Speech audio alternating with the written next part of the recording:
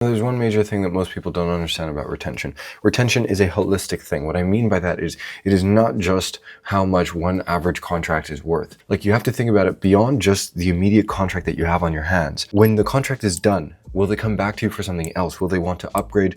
Will they want to get other customers, other basically referrals for you or not? Retention is more about how good is your relationships with your clients and users. How often are they speaking about you very, very positively to other people? That is what retention, I think, means when you think about it on a holistic level, beyond just the immediate, like, how much is the contract worth? For me, it's things like, we did a project with them a year ago and then they want to do something again that's somewhat related to software. Immediately, the first person they come to is us. Even if we're not the specialists in that area, they'll ask for our opinion, they'll do something like that because we are trusted by them. And so that is what retention, I think, at heart really, really means when you do it properly. It's not just about getting them to upsell or cross-sell to another product to make more money off of them right now. It's about getting them to stay with you for the long term. And I'm talking long term, like months and years. And you just build this relationship where they keep coming back. That in this B2B services business is like paramount. It can take your business to massively greater heights with essentially no lead acquisition costs and things like that. You just invest in that relationship a lot more. On a very tactical level, I would say the first thing to increase your retention is just put in place a feedback system and understand how good is the retention right now. So basically, how much would they recommend your service to somebody else? Ask them for kind of where to improve and things like that. Ask very openly,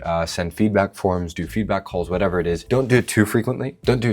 Because otherwise it gets a little bit annoying for the client side to constantly have to do feedback forms and if you're constantly pestering them. But every once in a while, drop them a line and ask them, where can we improve and things like that. Because if you actually put in place their suggestions, they will really see, oh, this guy actually cares. If they say something and your behavior changes as a result of what they said, they're going to see that they have some level of influence on you and your processes. And that feels great for somebody because it feels like they really care. They really listen to me here. Everybody just wants to be listened to. And if you give them that, they trust you. And if they give you their trust, you can keep them for really, really long. Now, trust is to be treated with a lot of care. It's very, very fragile, right? It's like, essentially, it's a house of cards. It's very hard to build up, very easy to break down, but it is so golden when you can create that and cultivate that trust. And if you can cultivate a lot of trust and goodwill, when you fuck up, if you go to them about it openly, they will still trust you. People ignore the human side of business, but that's really how you get retention right. And it's free. Like, it's free. Retention is free. There's no cost. It's literally just making more money. It comes with just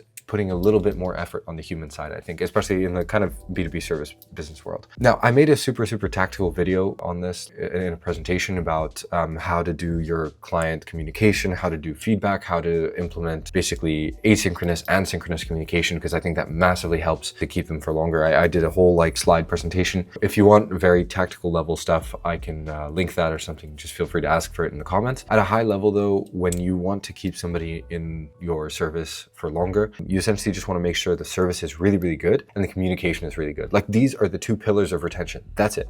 It's communication and fulfillment. When it comes to fulfillment, you have to be able to fulfill to a higher standard than that of the clients. So if the client expects this, you have to be fulfilling here at least, right? Just one step above or more. The further higher you go, the better. And the way you guarantee that you're always above is you have to have a greater eye for detail than they do. If you notice more details than they do, you will always be above. If they notice more details than you, they will see details that you are not seeing, and they're going to be unhappy because you didn't pay attention to those details, and they can see them while you can't. You're blind. You need to make sure that you are able to see all of the details in your specific field so that a client never has a higher standard than you do. And then you'll be able to service pretty much anybody and you won't have unhappy clients. I speak from experience here. Like, I have lost clients when I held lower standards, and I have fired lots and lots of agencies that had lower standards than I did. And I hired them to do something and they didn't pay attention to the small things, and I get really frustrated and pissed off because I paid them to do this thing and they don't do it well. And it's because they didn't pay attention to the fucking small thing. The second pillar of that is communication. It has to be often, it has to be regular, it has to be expected, and just be really easy for the client. So I don't, as a client, if I hire an agency, I don't want to think about things. I just want it to get done. I want to feel informed whenever there's progress. I want to be constantly receiving some things from you to the point where I can't keep up and I might ignore some of them. At least this is my philosophy.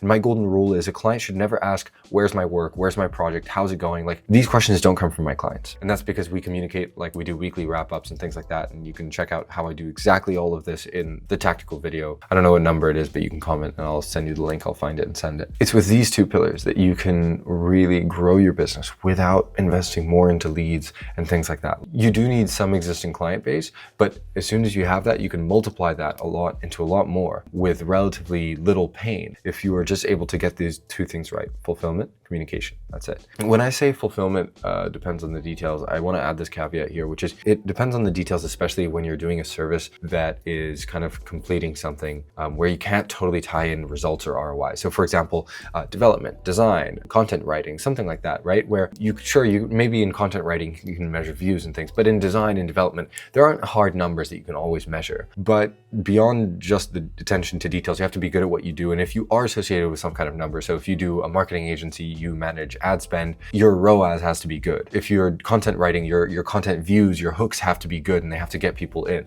Like if you have numbers, you have to show the fulfillment can get the good numbers that you want. But if you're doing a service that's not directly tied to numbers, it's about the attention to details that you might lack, that the client might have. That's what's going to lead to an unhappy client. Anyway, I hope this was useful in some regard. Feel free to comment if you have any questions.